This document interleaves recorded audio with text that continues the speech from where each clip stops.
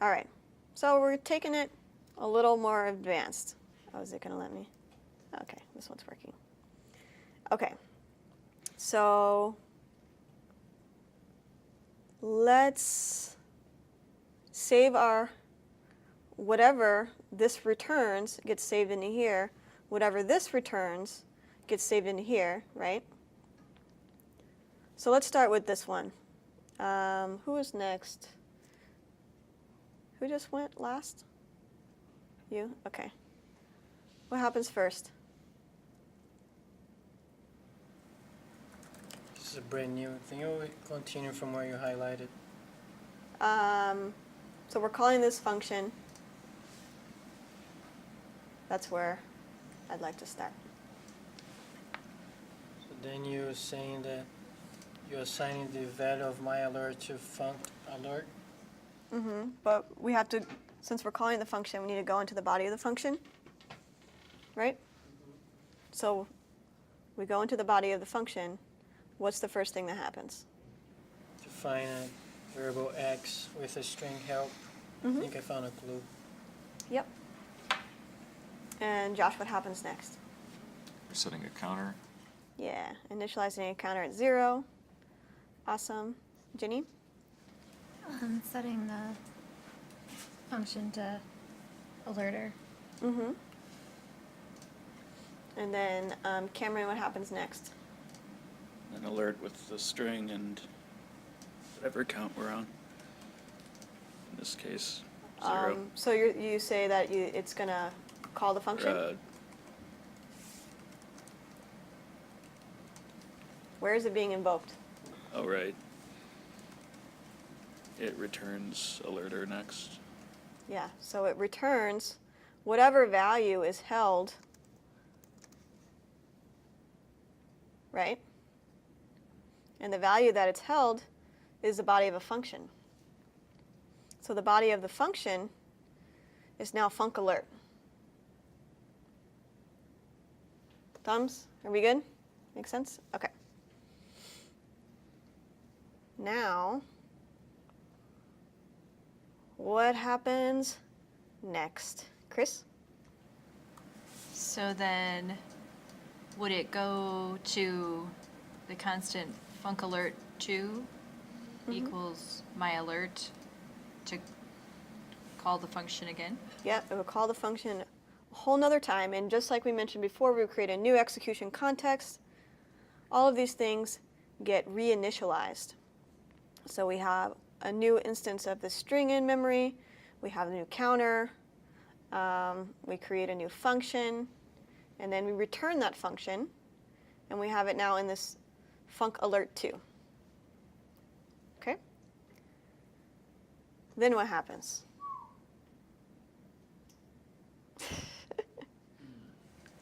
I want to jump and be like, it's going to return, it's going to call the function body of alerter. That's right. Is that right? Yeah. Oh, okay, cool. All right, Yeah. then. That's what I was going for the whole time.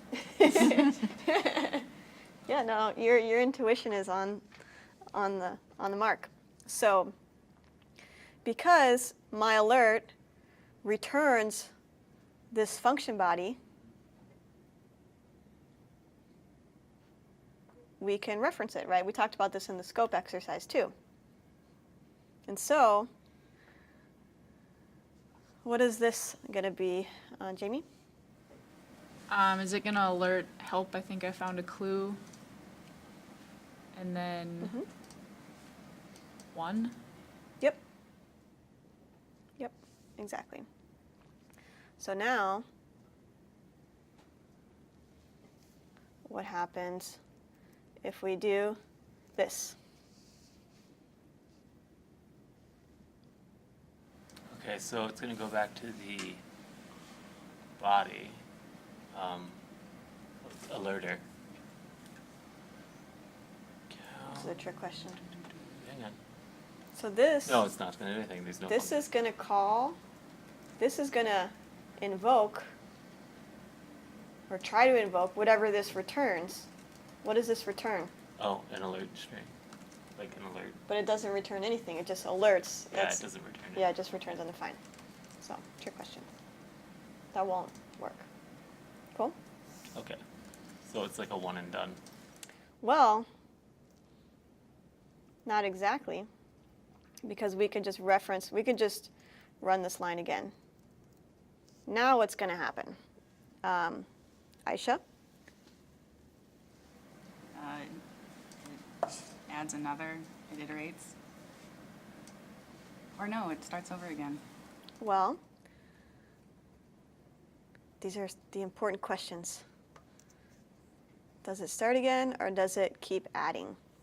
So, in this case, my alert created one execution context. And then when we call func alert, we are recreating some child execution context, but we are not recreating the parent execution context. Okay, so we actually are retaining access to count.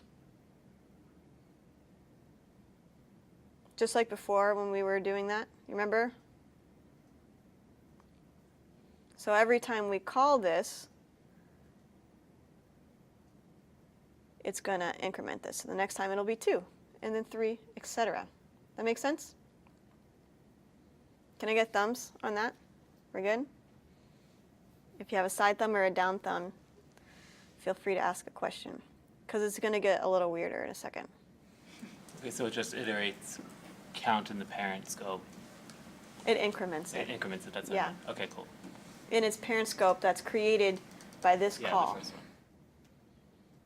However,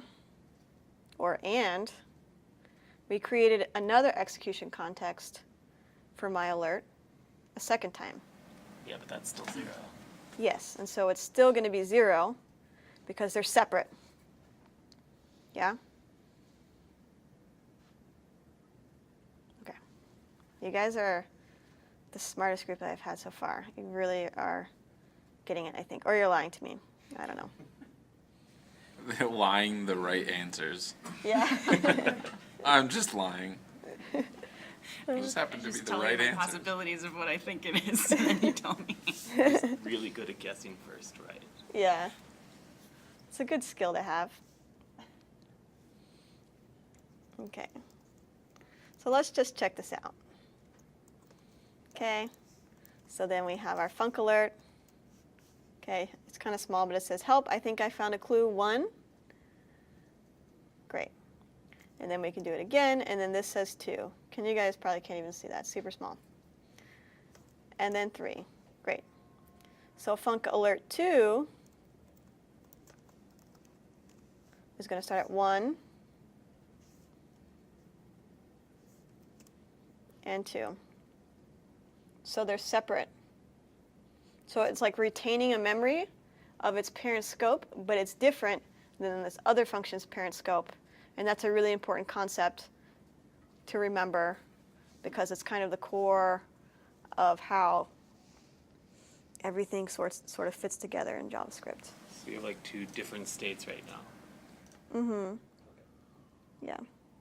Well, you have a few, depending on how you divide it up, but I see what you mean. Okay. That was fun. I like that one.